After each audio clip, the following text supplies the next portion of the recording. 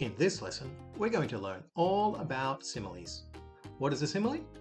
A simile compares two things using like or as something as. It helps make your meaning stronger or more interesting. To make a good simile, compare one thing to something everyone knows well for that trait. If the comparison is not clear or not well known, the simile won't work well.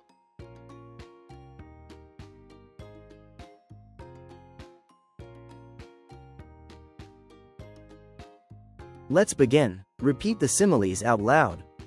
그게 달라말 해보세요. Like a lion. Like a lion. Like a cheetah. Like a cheetah. Like a clown. Like a clown. Like an oven. Like an oven. Like a computer. Like a computer. Like a machine.